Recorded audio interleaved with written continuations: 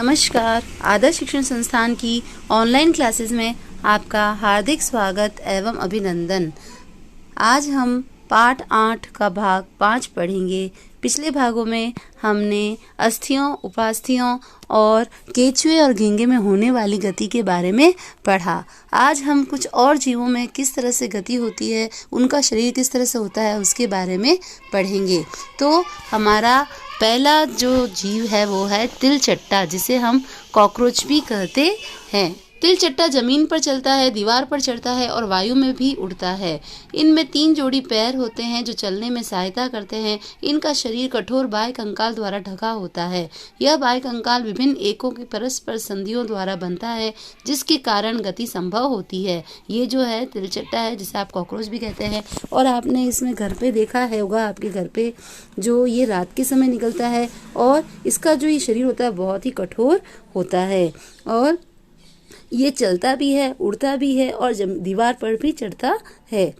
इसमें 3 जोड़ी पाँव हैं, 1, 2 और 3। आगे के पाँव थोड़े संकरे होते हैं, जबकि पीछे के पाँव कैसे होते हैं, चौड़े होते हैं। वक्ष से 2 जोड़ी पंख भी जुड़े होते हैं। अगले पैर संकरे व पीछे पैर कैसे होते हैं, चौड़े और बहुत पतले होते हैं। तिलचट्टे में विशिष्ट पेशियां होती है। पैर की पेशियां उन्हें चलने में सहायता करती है। वक्ष की पेशियां तिलचट्टे के उड़ने के समय उसके पैरों की गति देती है। पक्षी हवा में उड़ते हैं तथा भूमि पर चलते हैं। आपने देखा होगा, आपके पास में कबूतर, चिड़िया, कमेड़ी, तोता, सभी जो पक्षी हैं वो हवा में उड़ते भी हैं और जमीन पे चलते भी हैं। बतख तथा हंस जैसे कुछ पक्षी जल में तैरते भी हैं। पक्षी इसलिए उड़ पाते हैं क्योंकि उनका शरीर उड़ने के लिए अनुकूलित होता है, यानी उनके शरीर में कुछ ऐसी विशेषताएं पाई जाती है जो उन्हें उड़ने के योग्य बनाती है।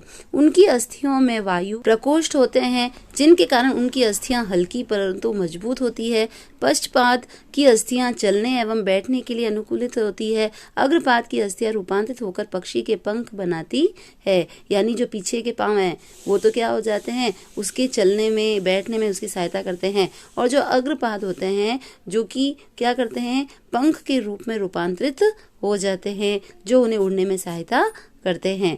कंधे की अस्थियां मजबूत होती है। वक्ष की अस्थियां उड़ने वाली पेशियों को जकड़े रखने के लिए विशेष रूप से रूपांतरित होती है तथा पंखों को ऊपर नीचे करने में सहायता करती है। ये है हमारा पक्षी। इसके अंदर इस तरह से इसकी हड्डियां होती है जो कि खोखली होती है लेकिन मजबूत होती है। ये जो कंधे की हड्डी है वो बहुत ही मजबूत होती है क्योंकि यह उड़ने में इसकी सहायता करती है और इसका संतुलन बनाने में भी इसकी सहायता करती है। ये इसके पश्चपाद है जो इसको बैठने और चलने में सहायता करेंगे और ये इसके अग्रपाद होते हैं जो कि पंख में रूपांतरित हो जाते हैं और इसे उड़ने में इसकी सहायता करते हैं। तो इस तरह से जो पक्षी, अगर हम अंदर से उसका कंकाल देखें तो वो दिखाई देता है। मछली कागज की एक नाव बनाकर उसे पानी में इस प्रकार रखी कि उसका नुकीला भाग आगे की ओर रहे। इसे धीरे से धक्का देंगे तो क्या होता है, वो जैसे ही धक्का देंगे तो ये नाव जो होती है वो तेजी से क्या करती है, आगे चलने लगती है। ये नाव को या जैसे ही हमने धक्का दिया तो क्या करेगी, तेजी से चलेगी। और आप सब छोटे बच्चे हैं तो पानी में नाव बनाकर खेलना आपको बहुत अच्छा लगता होगा। अब नाव को दोनों सिरों से पकड़कर इस प्रकार धक्का दीजिए कि वह चौड़ी ओर से जल में जाए। इस प्रकार नाव जल में सरलता से क्या करती है, चल सकती है। नाव की आकृति काफी सीमा तक मछली जैसी होती है।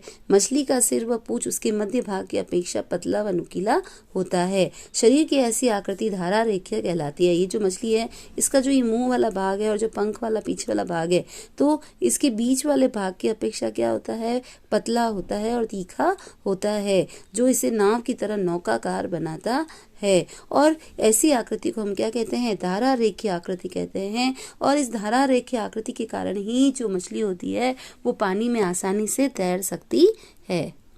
इसकी विशेष आकृति के कारण जल इधर उधर बह कर निकल जाता है और मछली जल सरलता से तैर सकती है। मछली का कंकाल दृढ़ पेशियों से ढका रहता है।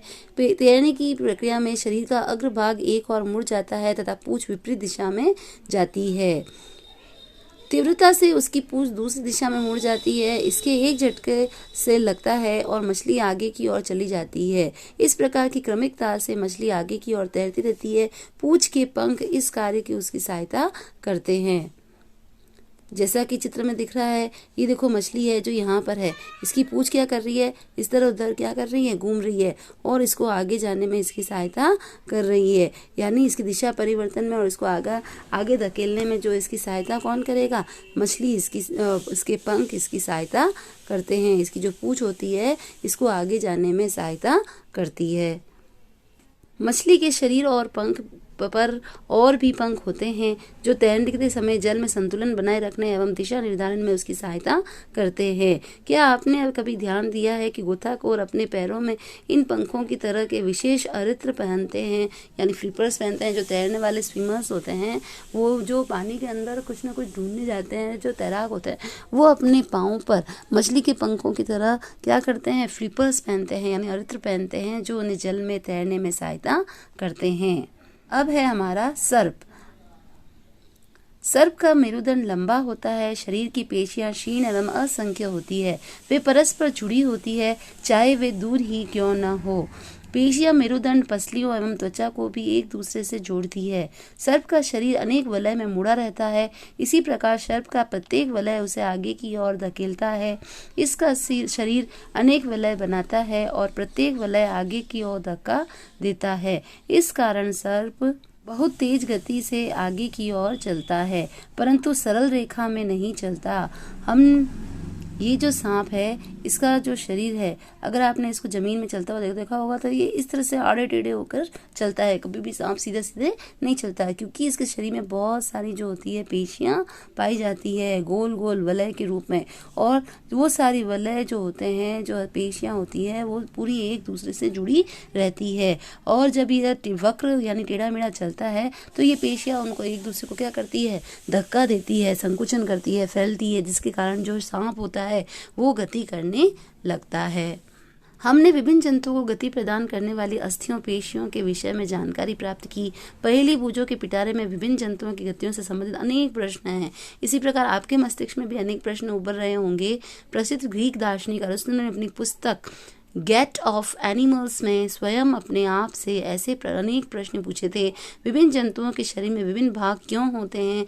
यह विशेष अंग उन जंतुओं की विशेष गति में किस प्रकार सहायक होते हैं? विभिन्न जंतुओं का शारीरिक अंगों में क्या समानताएं और विभिन्नताएं होती है?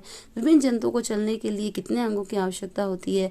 मनुष्य की 2 पैर तथा गाय के भैंस के 4 पैर क्यों होते हैं? बहुत से जंतु संपादी होते हैं, क्यों? हमारे पैरों के मुड़ने का ढंग हमारे हाथों की तुलना में अलग क्यों होता है? इतने अधिक प्रश्न थे और ये सभी प्रश्नों के उत्तर जो थे उन्होंने अपनी किताब में लिखे और उसमें उन प्रश्नों को भी लिखा और उनके उत्तर को भी खोजने की उन्होंने कोशिश की। तो इस तरह से हमारा यह जो पाठ है शरीर में गति समाप्त होता है। और संधियों के बारे में, अस्थियों के बारे में भी हमने पढ़ा कि वह किस तरह से गति करती है और किस तरह से बनती है। इसी के साथ ये जो पाठ 8 है समाप्त होता है। धन्यवाद।